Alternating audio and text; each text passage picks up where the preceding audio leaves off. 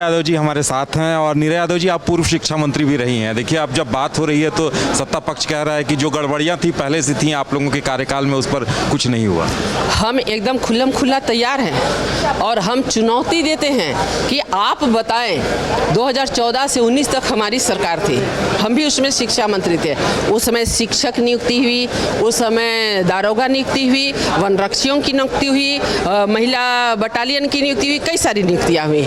लाखों छात्र छात्राएं आज नौकरी कर रहे हैं, लेकिन आप एक सिंगल भी बता दीजिए कि किसी प्रकार की कोई गड़बड़ी सामने आई थी क्या?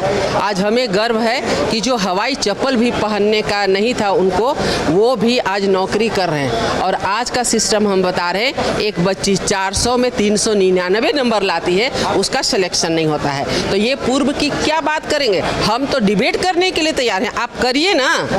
आखिर आप कहाँ थे? ना तो बच्चों को पारदर्शिता के तहत आप रिजल्ट निकालते हैं, ना तो निष्पक्ष जांच कराते हैं, ना तो विश्वसनीयता बनी हुई है, तो फिर आप किस प्रकार का एग्जाम ले रहे हैं? इसलिए हम कहते हैं कि जो भी 14वीं जेपीएससी की बात हो, जेएसएससी की बात हो, सीजीएल की बात हो, सारे चीज़ों की 6 वर्षों से जो लगातार गड़बड़ियाँ आ रही है, पहले आप उसका जांच करवाइए, सीबीआई जांच कराइए और दोषी लोग हैं उन पे हर हाल में कठोर सख्त कार्रवाई। जेपीएससी की बात हो रही है, जेएसएससी की बात नहीं हो रही है, इस पे क्या करें? नहीं, हम लोग तो जेएसएससी की बात कर रहे हैं, सीजीएल की बात कर रहे हैं। जितनी सारी नियुक्तियां हुई हैं, ये क्या देते हैं? वैसे कंपनी जो ब्लैक लिस्टेड कंपनी उनसे एग्जाम लेवा रहे हैं, उसमें भी बताना पड़ेगा क्या कि एक आपका ब्लैक लिस्टेड करता है और दूसरा उसे एग्जाम लेवाता है?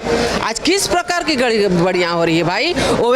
OMR सीट मिल जाता है, उसका कहीं भी मिल जाता है, बच्चों का एडमिट कार्ड मिल जाता है। इसको आप छोड़ दीजिए, 10वीं 12वीं को आप नहीं छोड़ रहे हैं। आप करना क्या चाह रहे हैं? आप शिक्षा विभाग को क्यों बेचने पे लगे हुए हैं? एक ताज़ा एग्जाम्पल हम देते हैं, छोटा सा, झारखंड का तो ये मैटर है। हम छोटा एग्जाम्पल अपने कोडरमा जिले का, झुमरी तलैया का एक अंगीभूत महाविद्यालय JJ कॉलेज, जिसमें कि PG की पढ़ाई हो रही थी, ये हमारे कोडरमा की पहचान बनी हुई है। वहाँ से जब हमारे बच्चे रांची विश्वविद्यालय आते थे, उनको 170 किलोमीटर मिनिमम आना पड़ता था। कोई भी कार्य के लिए कोई कर्मचारी पदाधिकारी कोई भी आए, 170 किलोमीटर तय करना पड़ता था। जब विनोबा भावे यूनिवर्सिटी बना तो ये शिफ्ट हो गया वहाँ पर। अब हमारे बच्चों को या इनको 55 से 60 किलोमीटर तय करना पड़ा। अब आराम से लोगों ने पढ़ाई भी किया, शिक्षा का स्तर बढ़ते गया, उस शिक्षा आगे बढ़ने लगा। ठीक है, अब अभी ये शिक्षा व्यवस्था की बात करते हैं, हम तो खुली चुनौती देते हैं।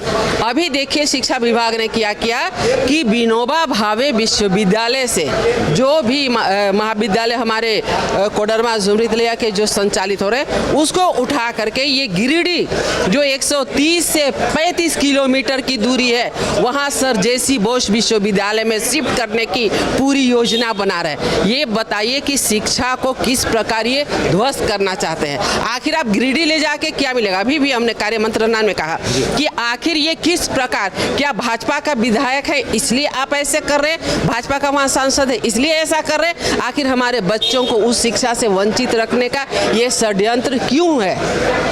क्या मांग होगी अब? मांग क्या होगी? जो हमारा ये गिरिडीह में 130 किलोमीटर दूरी में फिर से जो ले जाने का सर JC बोस विश्वविद्यालय बने, हम स्वागत करते हैं, लेकिन जो वहाँ ले जाने की इनकी मंशा है वो हम कामयाब नहीं होने देंगे। वो जैसे विनोबा भावे विश्वविद्यालय से संचालित था, वो विनोबा भावे विश्वविद्यालय से चले। इसलिए कि अभी जो न्यू एजुकेशन पॉलिसी आई है, उसमें आपको 3 साल अपने कॉलेज में करना है पढ़ाई और चौथे वर्ष में आपको विश्वविद्यालय जाके करना है। अब बताइए, गरीब बच्चे जाके फिर से गिरिडीह में रेंट लेंगे, वहाँ जाके पढ़ेंगे क्या? एक और आपको हम बता दे रहे हैं, इन्होंने एक चालू किया क्लस्टर सिस्टम।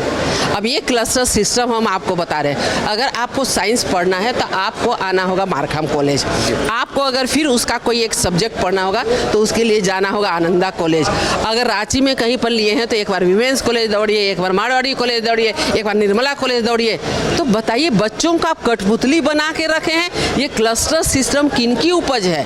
तो हमें लगता है कि हम पता नहीं, लेकिन जिस प्रकार 14 से 19 तक शिक्षा व्यवस्था इतनी स्मूथली चल रही थी, सब कुछ इतने आगे तेजी से बढ़ रहा था, हम सबकी सोच थी, हमारी बहुत बड़ी सोच थी कि झारखंड को एजुकेशन हब के रूप में बनाया जाए और हमारे गरीब बच्चों को जो झारखंड में हैं इनको मजबूरी में बाहर जाने न पड़ा।